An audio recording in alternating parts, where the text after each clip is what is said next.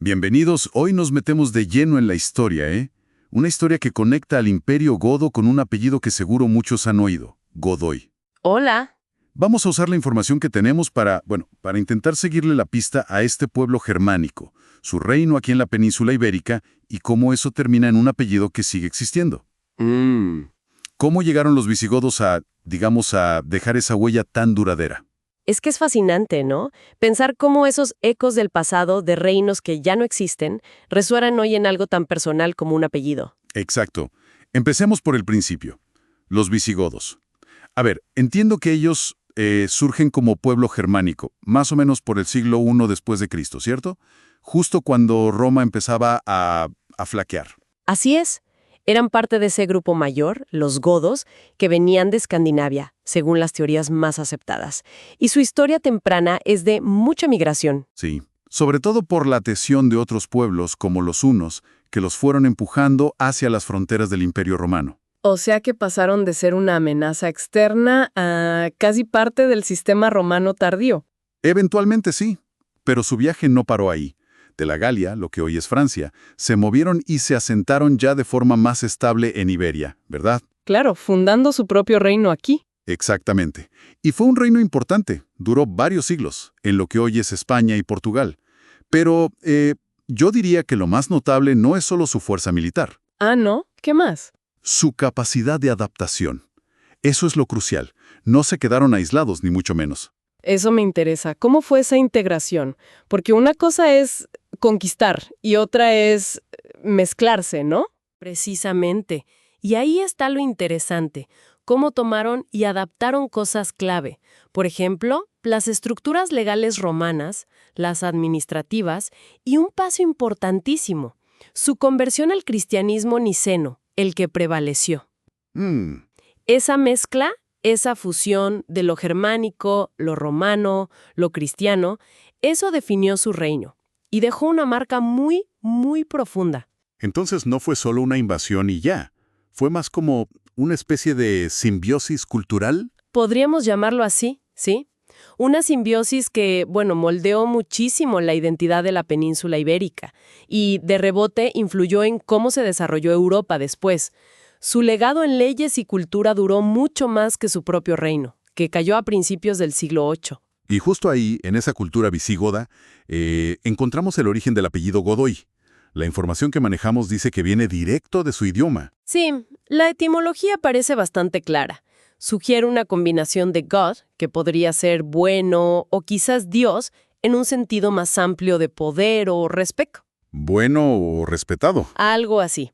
Y hoy, que es un sufijo típico de descendencia, como hijo de o del linaje de. Entonces, ¿descendiente del bueno o linaje del respetado? Qué curioso cómo un apellido puede guardar un valor, una cualidad de hace, ¿cuánto? ¿1500 años? Es un eco directo, sí. Un eco de una mentalidad antigua en pleno siglo XXI.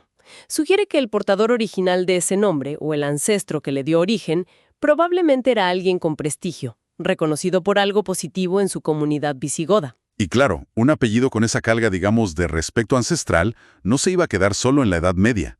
Siglos después, vemos figuras muy importantes con ese apellido. La fuente menciona a Manuel Godoy. Correcto, Manuel Godoy, una figura política enorme a finales del XVIII, principios del XIX. Llegó a ser primer ministro de España con Carlos IV. Su ascenso fue, rapidísimo. Y su papel fue central, aunque también muy polémico, claro. Y aparte de la política, ¿dejaron otros legados? Se habla de mecenazgo, ¿no? Efectivamente. La familia Godoy, cuando tuvo poder y riqueza, invirtió en arte.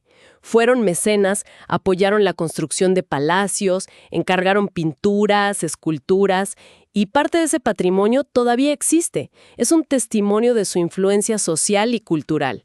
O sea que el legado visigodo va mucho más allá del apellido en sí. Ya mencionabas antes lo de las leyes, la cultura. Exacto.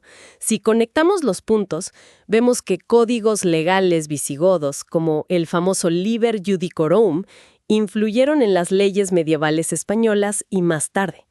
Sus estilos artísticos, esa mezcla tan particular de lo romano y lo germánico, se ve en el arte prerrománico, en el mozárabe.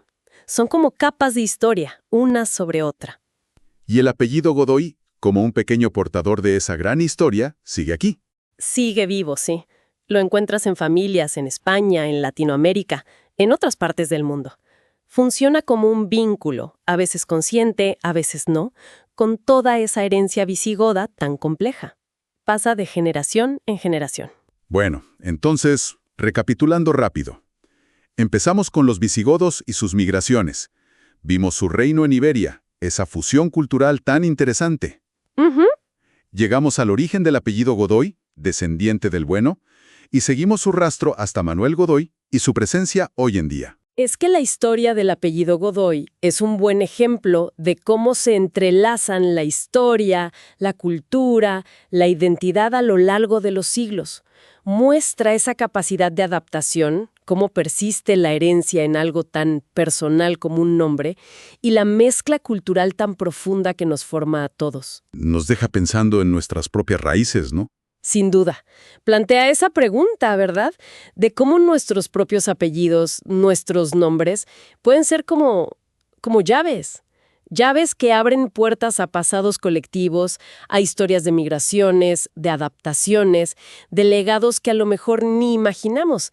Quizás investigar un poco la historia del propio apellido podría revelar conexiones inesperadas con relatos fascinantes que todavía están ahí, esperando ser descubiertos.